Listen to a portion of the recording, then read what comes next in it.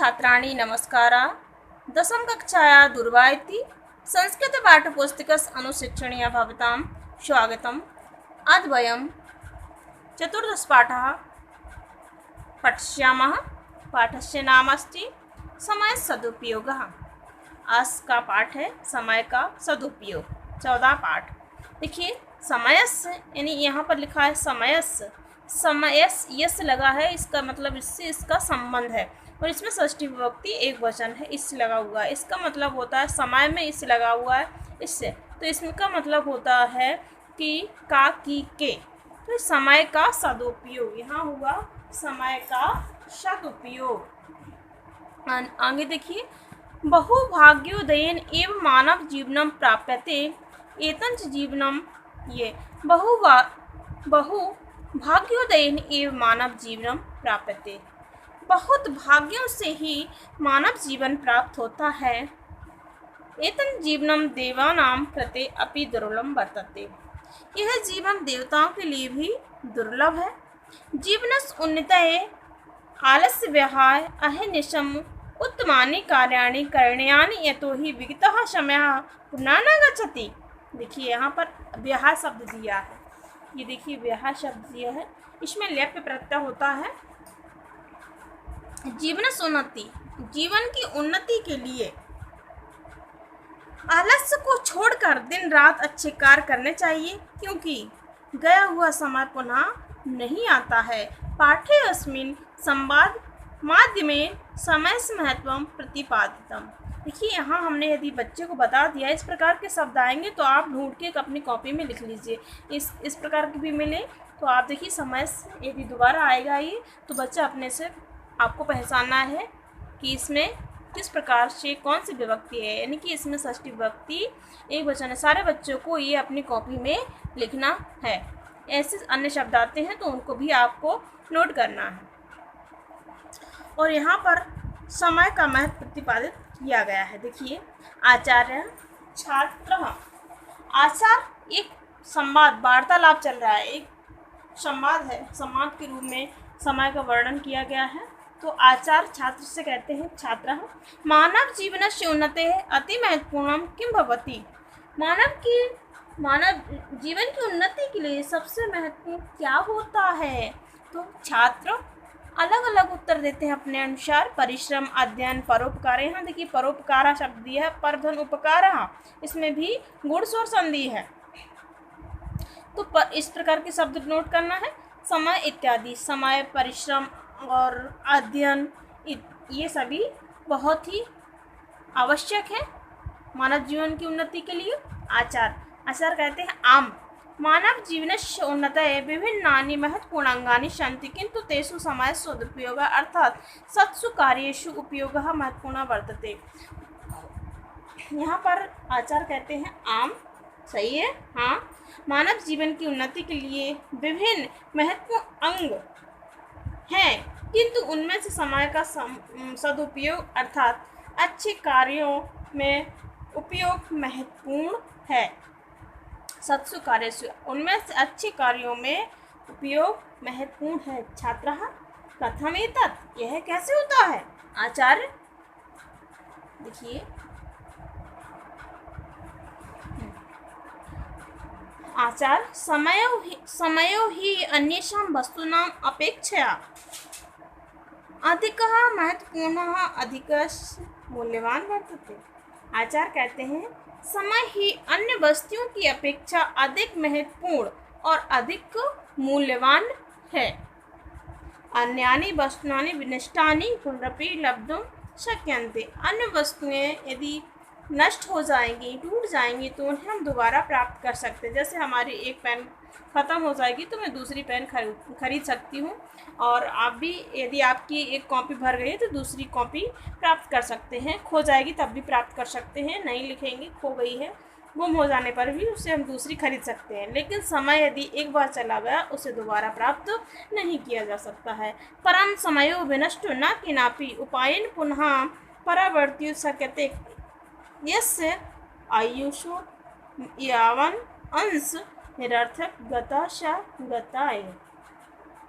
यहाँ कहा गया है कि परंतु समय नष्ट होने पर किसी भी उपाय से नहीं लौटा सकते हैं। जिसकी आयु का जितना अंश व्यर्थ गया वह गया, उसे दोबारा प्राप्त नहीं किया जा सकता है। छात्रः जना समयस्य दुरुपयोगं कथं कथं कुर्वन्ति।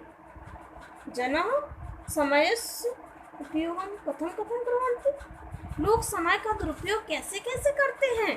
देखिए आचार्य कहते हैं जना द्विधा समय से दुरुपयोगं कुर्वन्ति व्यर्थ्यापेन अकार्य कारणेन च अकार्य कारणेन च। यानी कि जो लोग समय का दुरुपयोग दो प्रकार से करते हैं, एक तो व्यर्थ बिताने और दूसरा कार्य ना करने से। एक तो व्यर्थ में गंवा देते हैं और दूसरा कार्य नहीं करते हैं। अनेके जनाः कार्य संपादने समर्था अपि निरर्थकं समयं यापयन्ति। अनेक लोग कार्य करने में सक्षम होते हुए भी व्यर्थ समय बिताते हैं। इतो भ्रमन्ति ततो भ्रमन्ति अप्रयोजनम ग्रह ग्रह अटन्ति। यहाँ घूमते हैं वहाँ घूमते हैं, बिना काम के घर घर में घूमते हैं, ये भी एक समय का सदुपयोग है। नाते स्वार्था एव किंचित कार्यम कुर्वन्ति न वा परार्था एव। वह घूमते ना अपने लिए ही कुछ काम करते हैं और ना दूसरों के लिए ही। परार्था है ना स्वार्था है, ना अपने लिए ना दूसरों के लिए। ये देखिए परार्था है स्वार्था है, ये इसका स्वार्था का उल्टा परार्था है, विलोम शब्द है।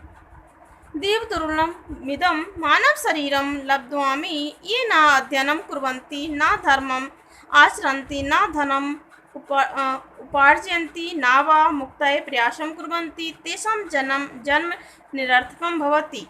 तथा ये देखिए भवति दोबारा से शब्द आया है। भवति में भू धातु लट लकार प्रथम पुरुष एक वचन है। तथा इयं कर्मभूमि एतादृशानां निष्क्रियाणां भारं वोढुं नेच्छति। देवताओं के लिए भी दुर्लभ इस शरीर मानव शरीर को प्राप्त करके भी जो ना अध्ययन करते हैं और ना धर्म का आचरण करते हैं, ना धन कमाते हैं और ना मुक्ति के लिए प्रयास करते हैं, उनका जन्म व्यर्थ होता है। तथा वह कर्मभूमि ऐसे निकम्मों के भार को ढोना नहीं चाहती है। निष्क्रियाणां भारम वोढुं नेच्छति न इच्छति। ऐसे लोगों को भार ढोने की इच्छा नहीं रखती है, नहीं ढोना चाहती है। देखिए आगे छात्राः आचार्य ये जना जीवने समय सदुपयोग न कुर्वन्ति ते का क्षतिम अनुभवन्ति। आचार्य कहते आचार्य ये जना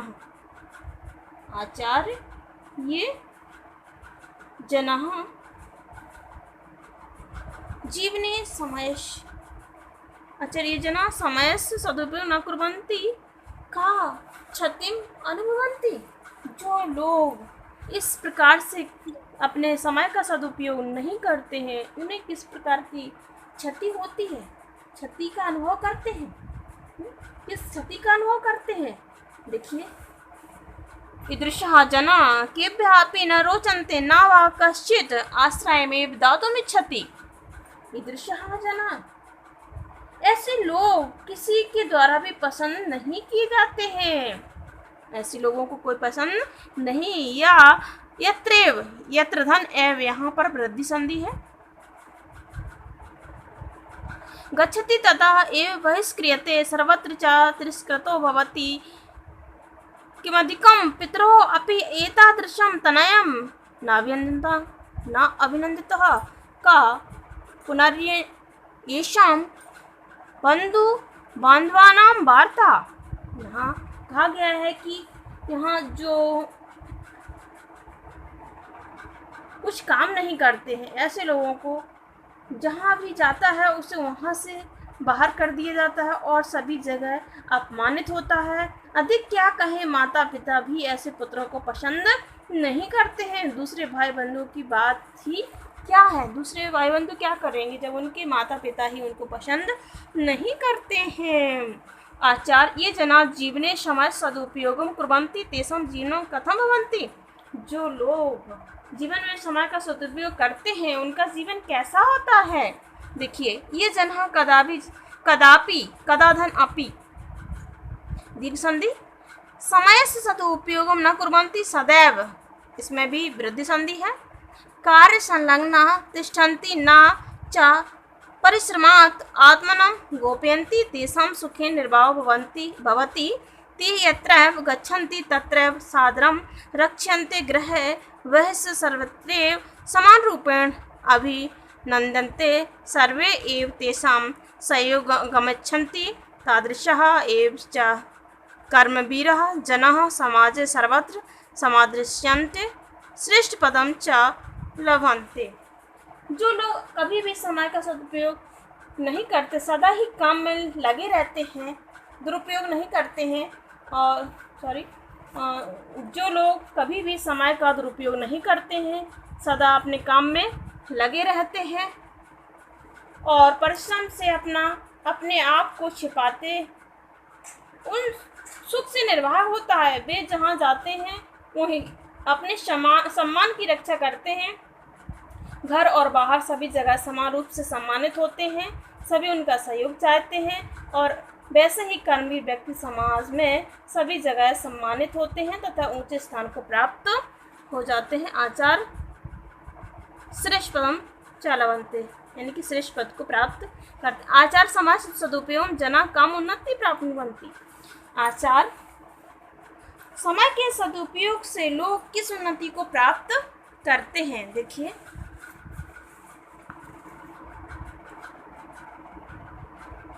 तो आचार्य ने कहा, देखिए, श्रृणन्तु, सुनिए, अद्यावधि ये महापुरुषा जगत प्रसिद्ध अभवन, ये आज भी ऐसे लोग महापुरुष संसार में प्रसिद्ध हुए हैं। अभवन, देखिए, अभवन भू धातु, इसमें लंग लकार है, प्रथम पुरुष एक वचन है, तो इस प्रकार से अन्य शब्द भी आप देख लीजिए। अभवन, अगच्छन, आलेखन, बहुवचन है इसमें, लंग लकार बहुवचन, प्रथम पुरुष बहुवचन है।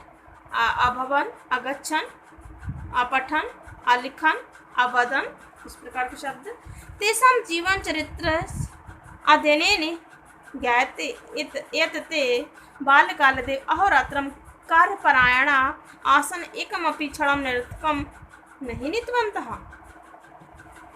ऐसे लोगों ने दिन रात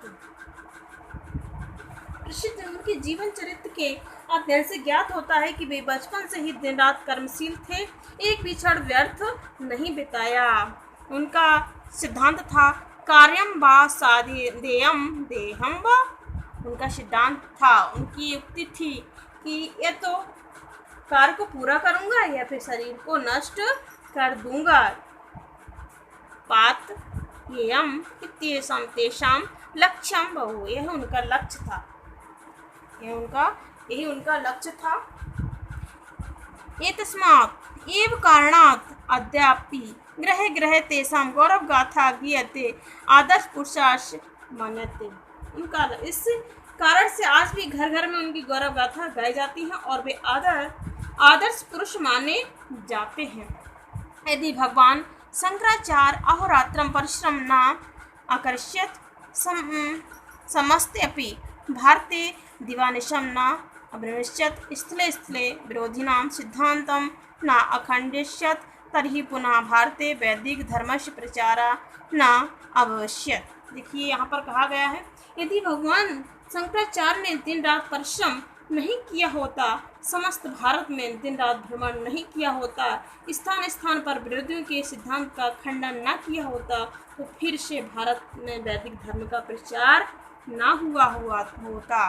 गांधी, सुभाष चंद्र, चंद्रशेखर आद्या भारतीय कठिन परिश्रमेण समय सदुपयोगं कृत्वा गौरांग जनानां देशात् वही कृतवन्तः। यहाँ पर बताया है कि गांधी ने, सुभाष चंद्र, चंद्रशेखर आदि भारतीयों ने कठिन परिश्रम नहीं किया होता तो अंग्रेजों को देश से बाहर नहीं निकाला होता। यहाँ कृत्वा में कत्वा प्रत्यय है और देशात में पंचमी विभक्ति एक वचन है, कृतवन्तः। स्वराज्यं च प्राप्तवन्तः, उन्होंने अपने स्वराज्य को प्राप्त किया। और ये छात्रा क्षणम क्षणम संयोज्य विद्या अध्ययने समय सदुपयोगं कृतवन्तः ते एव विद्वांस उच्च नागरिकः अधिकारिणः वा अभवन्। जो छात्र जिन छात्रों ने क्षण क्षण जोड़कर विद्या के अध्ययन से समय का सदुपयोग किया, वे ही विद्वान उच्च नागरिक या उच्च अधिकारी हुए। छात्रः आचार्य प्रकृतिः रिपिः किं समाजपालनं शिक्षति। छात्र कहता है, क्या प्रकृति भी समय का पालन करना सिखाती है, शिक्षति। आचार्य कहते हैं, आम प्रकृति रिपि समाजपालनम कार्यपरायणताम एव उपदिशति निरंतरम। हाँ, प्रकृति भी सदा समय का पालन और कार्य में लगे रहने का उपदेश देती है। प्रकृति हो यावंत पदार्थाः सृष्टा सन्ति ते सर्वे अपि अहोरात्रं कार्य संलग्ना एव दृश्यन्ते। यहाँ कहा गया है, प्रकृति में जितने भी पदार्थ उत्पन्न हैं वे सभी निर्रात कार्य में लगे हुए दिखाई देते हैं। दृश्यन्ते यानी दिखाई देते हैं।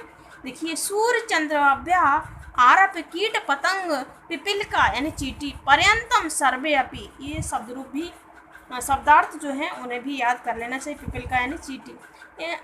इस प्रकार से सूर्य चंद्रमा, छोटे छोटे कीट पतंग, चींटी तक सभी अपने अपने काम में लगे हुए दिखाई देते हैं, अपने अपने कार्य के प्रति संलग्न है। अतः प्रकृत्या अपि येमेव शिक्षा दीयते यत् नहि केनापि समस्य अनुपयोगः कर्तव्यः इति। प्रकृति भी यही शिक्षा देती है कि किसी को भी समय का दुरुपयोग नहीं करना चाहिए। अतः अस्माभिः आलस्य विहाय सर्वदैव समयस्य सदुपयोगः कर्तव्यः, न तु कदाचित् एकमपि क्षणं व्यर्थं यापनीयं यथोक्तम्। यहाँ पर कहा गया है कि इसलिए हम सबको आलस्य को छोड़कर, यहाँ ब्याह शब्द फिर से आया है, छोड़कर समय का सदुपयोग करना चाहिए, बल्कि कभी भी एक क्षण व्यर्थ नहीं बिताना चाहिए। जैसे कहा गया है, यथोक्तम ना कार्य काल अतिपातेत, कार्य में समय अधिक ना लगाएं, ऐसा कहा गया है, कार्य में अधिक समय ना लगाएं। देखिए, ना कार्य काल अतिपातेत, कार्य में अधिक समय ना लगाएं, अर्थात किसी भी कार्य को करने में व्यर्थ का अधिक समय नहीं लगाना चाहिए। कार्य को शीघ्रता से कर लेना चाहिए। यदि एक कार्य 1 घंटे का है तो उसमें 4 घंटे नहीं लगाना चाहिए। समय का विशेष रूप से ध्यान रखना चाहिए। समय सबसे महत्वपूर्ण है और अधिक मूल्यवान भी है। समय दोबारा प्राप्त नहीं हो सकता है, कितना भी प्रयास किया जाए, इसलिए समय का विशेष ध्यान रखें। धन्यवाद।